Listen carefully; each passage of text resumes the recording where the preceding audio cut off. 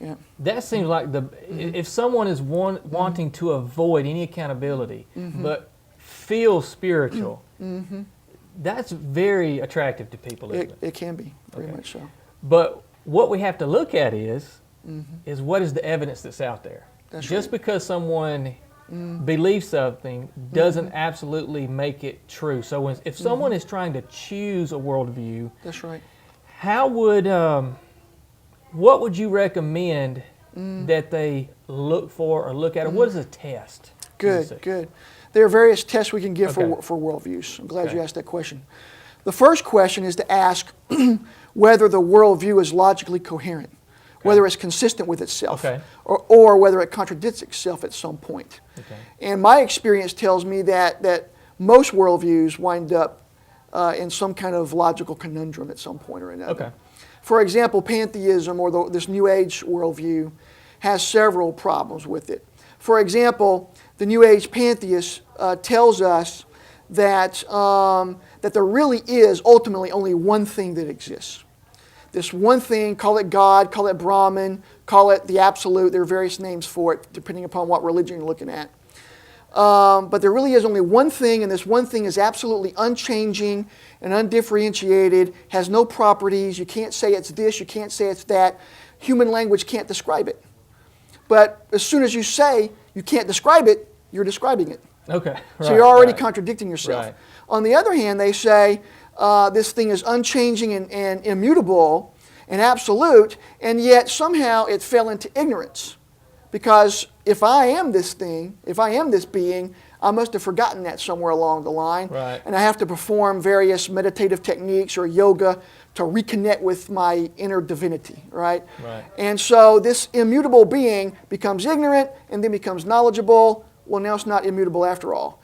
And so there's contradictions there. So there are various contradictions and logical inconsistencies that you find with the pantheistic worldview. Okay, kind of going in that same avenue, when you said contradiction, I took a class from Dr. Cowan, and one of the things we talked about was, I don't know if you call it the laws of thought.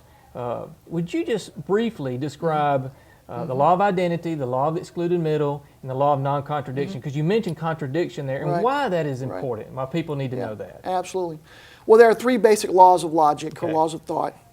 The law of non-contradiction, I think, is the most important one, which basically says that a statement can't be true and false at the same time and in the same sense. Okay. So it cannot be true that 2 plus 2 equals 4 and equals 5.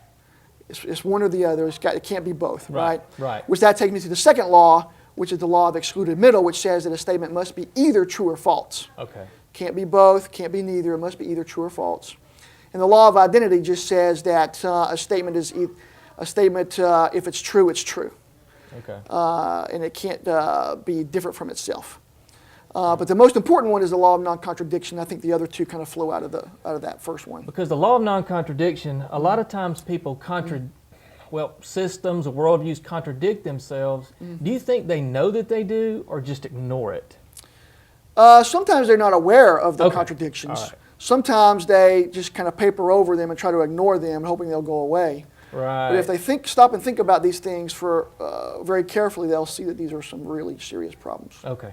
Yeah. On that thought, I want to ask another very important question of where we live today. Well, Dr. Cowan, you said there were 3 basic worldviews, but you said there was a 4th one. What is that?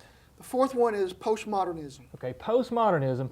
Would you help us understand how we went from theism into that age of modernism and how we got to postmodernism? Would you kind of extrapolate that and help us? Sure.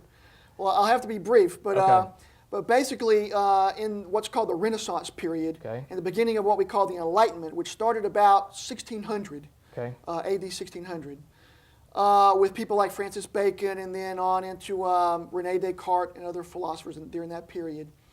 There came to be something we call modernism, as you referred to it. And modernism basically began when there was some dissatisfaction with some of the theological debates that were going on during that time. and a lot of uncertainty was coming about because there were various different Christian factions vying for attention and supremacy, Okay. as well as the rise of this new scientific method from people like Bacon. And science was seeming to answer questions and beginning to give us knowledge that we didn't have before. And yet in theology, there were a lot of debates going on and a lot of uncertainty. And so modernism comes about as a result of this, where many thinkers began to believe that in order to have knowledge, we have to have absolute certainty.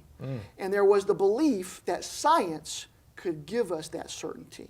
Okay. And so with this belief that knowledge requires certainty, theology and those debates were not giving us certainty, at least at that time, and then science seemed to be offering promise of certainty, modernism is born.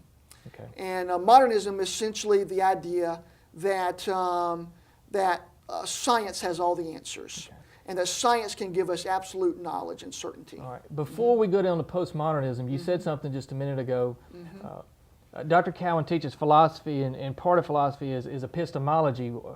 What can we know? How do we know things? That's right. And you just talked about certainty. You know, Exactly. what areas of life? I mean, there are a lot of things that we do in life we don't have absolute certainty for. That's right. And okay, would you give us an example so we can just help the people to know that if they hear these things on A&E or the Discovery Channel, that Right. you know, it's not you got to have absolute. There's a lot of things we do that we don't have absolute. There are certainty. very few things we can have absolute certainty about. Okay.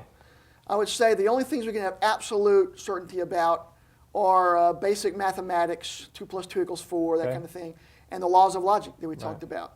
Beyond that, there's very little we can have absolute certainty about. Certainty comes in degrees, and we can be more certain about some things than others. Right. But when it comes to having absolute certainty, there are very few things we can be absolutely certain about. And so you can already see the problem with modernism and the scientism that comes with it. Scientism being the idea that science is the only source of knowledge. Okay, let me ask you a question about that. Scientism is almost a philosophy in itself, because someone would say, well, you can't prove God scientifically.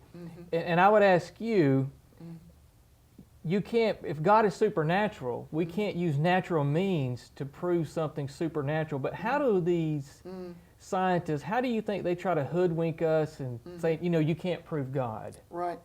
Well, I would want to ask them, what do you mean by proof? Okay. If by Right. proof you mean absolute certainty, Okay. well then you're right. Right. But I believe that there is nevertheless very, very good evidence for the existence of God. Right.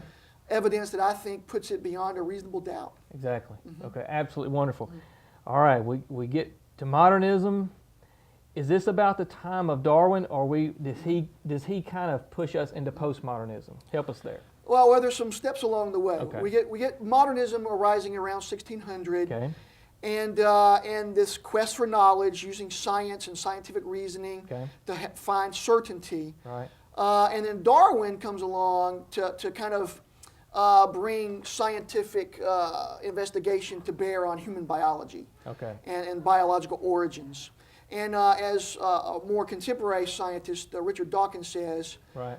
Darwin made it intellectually respectable to be an atheist. Right. Because Darwin now allegedly explains everything. He explains the origin of human beings, Right. which is the one thing that was kind of left over, right? Science is explaining how the world works, all the mechanics of physics and things like that, and now we have science applied to biology, and now we can allegedly explain everything. We don't need God anymore.